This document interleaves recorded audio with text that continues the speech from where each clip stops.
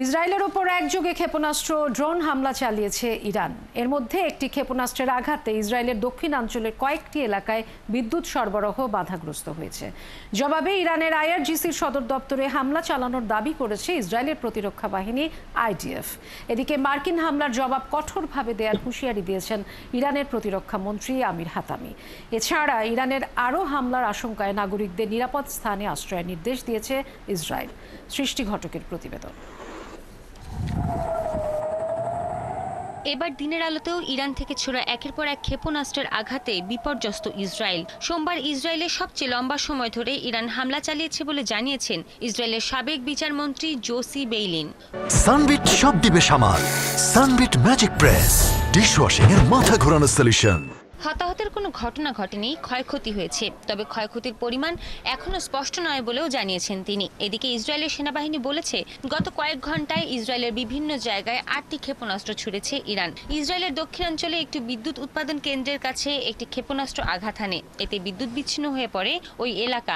ইরানি সংবাদ মাধ্যম তাসনিম জানায় এই হামলায় কঠিন ও তরল জ্বালানি চালিত ক্ষেপণাস্ত্র ব্যবহারের পাশাপাশি এমন কৌশল ব্যবহার করা হয়েছে যা ইসরায়েলের প্রতিরক্ষা ব্যবস্থাকে ভেদ করতে সক্ষম। ইরানের দাবি, ইসরায়েলের সাফা, তেল আবিব, আশকেলন, আশদোদ এবং বেইসান এই 5টি জায়গায় রকেট হামলা চালানো হয়েছে।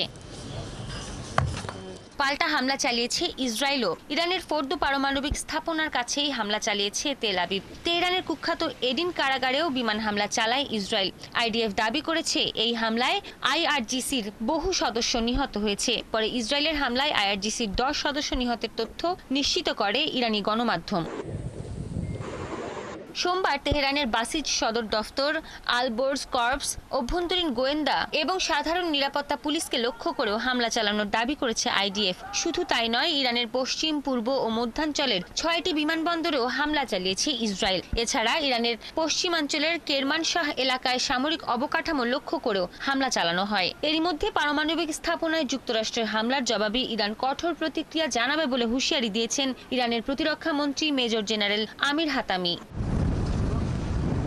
এদিকে জাতিসংঘের পরমাণু প্রকল্প পর্যবেক্ষণ সংস্থা ইন্টারন্যাশনাল অ্যাটমিক এনার্জি এজেন্সি আইএইই এর সঙ্গে সহযোগিতা চুক্তি স্থগিতের সিদ্ধান্ত নিয়েছে ইরান। দেশটির পার্লামেন্ট মজলিসে ইতোমধ্যে এ সংক্রান্ত একটি বিল তৈরির কাজও শুরু হয়েছে।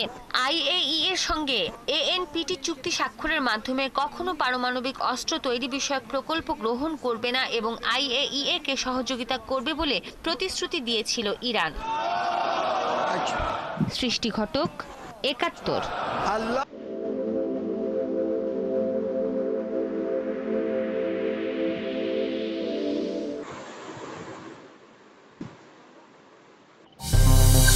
ইসরায়েলের বহুপাল্লার ক্ষেপণাস্ত্র দিয়ে ইরানের হামলা, টানা 20 দফার হামলায় নাস্তানাবুদ নেতানিয়াহু। ইরানের আকাশ প্রতিরক্ষায় ধরা খেল ইসরায়েল, ভূপাতিত হলো হারমেস 900 ইসরায়েলি ড্রোন। মার্কিন ঘাঁটিতে পাল্টা হামলা করতে চায় ইরানিরা, প্রস্তুতি নিচ্ছে ইরান প্রশাসন। ইরানের 3 গুরুত্বপূর্ণ পারমাণবিক স্থাপনায় যুক্তরাষ্ট্রের হামলা, এতে ধ্বংস হলো হাজারো সেন্ট্রিফিউজ ও সমৃদ্ধ ইউরেনিয়াম। শত্রুদের জন্য ভয়ঙ্কর চীনের পাখি ড্রোন, মুহূর্তে ধ্বংস হবে শত্রুরা।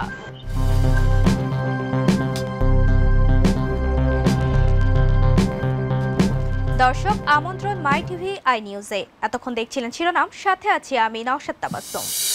ইসরায়েলে ইরান প্রথমবারের মতো বহু মাথার খাইবার শেকান ব্যালিস্টিক ক্ষেপণাস্ত্র দিয়ে হামলা চালিয়েছে। অপারেশন ট্রু প্রমিস আই এর আওতায় 20 দফায় ইসরায়েলে হামলা চালায় আইআরজিসি। বেন গুরিয়ন বিমানবন্দর সহ গুরুত্বপূর্ণ স্থাপনায় আঘাত হানে ক্ষেপণাস্ত্রগুলো।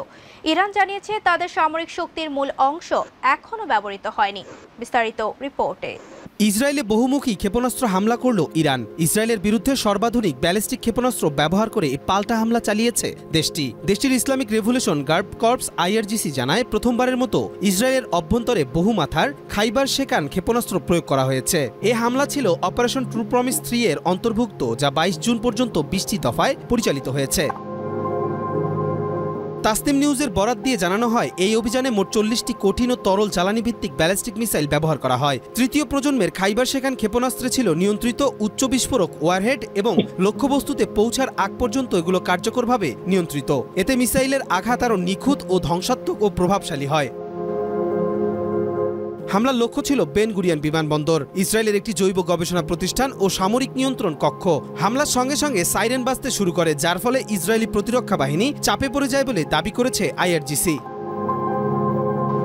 ইরান আরও জানিয়েছে এখনও তাদের সামরিক শক্তির বড় একটি অংশ ব্যবহার করা হয়নি। 13 জুন ইসরায়েল ইরানের পরমাণু ও সামরিক এলাকায় বোমাবর্ষণ করলে 400-রও বেশি মানুষ নিহত হন। এর জবাবে এই প্রতিক্রিয়ামূলক হামলা চালিয়েছে তেহরান। কবির চৌধুরী, মাই টিভি।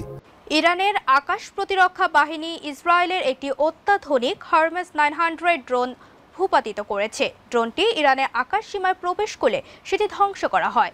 তেহরান দাবি করেছে ইসরায়েল এ তথ্য গোপন করছে। অন্যদিকে ইসরায়েল জানায় তারা ইরানে বিমান হামলা চালিয়ে নিরাপদে ফিরে এসেছে। পরিস্থিতি আরও উত্তপ্ত হয়ে উঠেছে। বিস্তারিত রিপোর্টে। ইসরায়েলের